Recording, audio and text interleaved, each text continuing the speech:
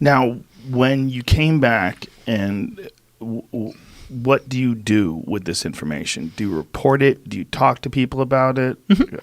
So the typical process, anytime we fly, everything gets debriefed. So because it was a 2-seat airplane, usually the junior person in the jet goes down. So I was the boss, so I wasn't going down there. So we have a thing called CVIC, which is the Carrier Intel Center. So they go down. We always take our tapes because we record stuff when we're fighting. They take it down, and it's really to exercise the system when we're in training so that when we actually get over to, in this case, we were going over to the Persian Gulf, anything that we do comes in and gets debriefed, and then it all gets sent off. That's how you get the CNN video and all that. So they go down and they debrief, and they have to tell, hey, we chased this object. We don't know what it is, and of course, everyone now is going to make jokes because we know we're going to catch shit because that's how the Navy works, Right. And I told him, I remember telling the guy in my back seat, I said, dude, we're going to catch maximum shit for this.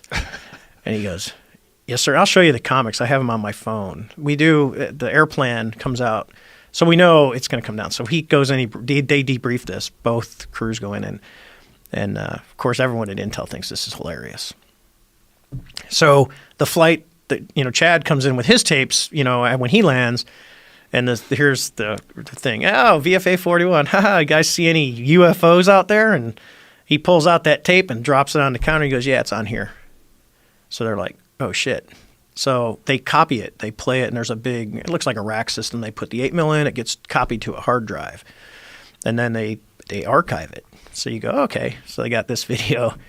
And then, the ship, this spreads, if you have a rumor on the ship, 5,000 people are going to know about it within probably 30 minutes. I mean, it spreads that. It's like a virus. So the whole ship now knows that we chased this. I guarantee the whole Princeton knew this stuff was going on. And it goes all the way up. The admiral knows about it. The captain of the ship knew about it.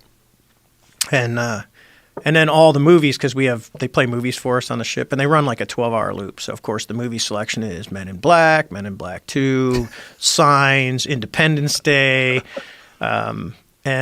and we know we're going to be on the airplane comic because there's always a comic. So you do something stupid or like this, then you're going to be on the comic. I'll show you the comics here in a little bit. Okay. They're pretty funny. So that went on for 2 days, but, we're in the middle of workups. I got a squadron to run, so it's like, there was, after about the first day and a half, it really died down. And then there's always that closet people that you don't think that are really like UFO buffs.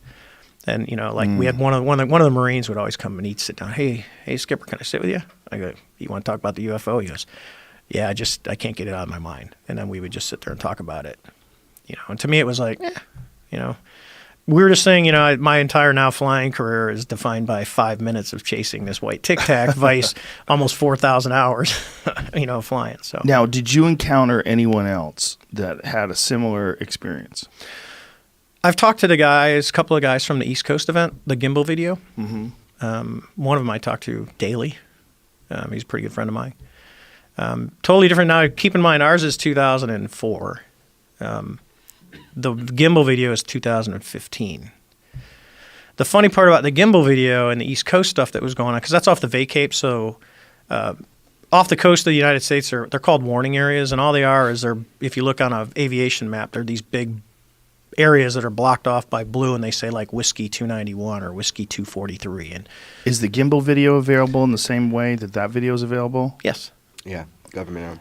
Okay, yeah. Find that, Jamie. So, and I was talking to him about it because I actually, a buddy of mine, he just retired. He was he led the fighter wing on the East Coast, and I had called him up because we start finding out that these things were so prevalent out off the East Coast of the United States, and there's a couple of them. So we're going to talk.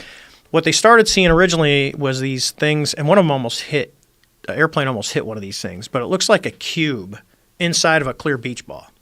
So they don't know if it's actually like a surrounding or you don't know if it's a force field. And you see kind of in the gimbal video, it's got like an aura around it where ours didn't. I always laugh. I go, ours was a Tic Tac. These are not. That means there's different stuff out there that we don't know. But they had 2 airplanes flying, and we fly when we go out to train. We have a distance, we'll just say we're, a mile apart. As we're flying out, so they're flying out, and the airplanes are deployed. We call it combat spread. And one of the airplanes almost hits one of these, goes close down like 50 feet down the side, and almost hits one of these floating cubes inside of the beach ball.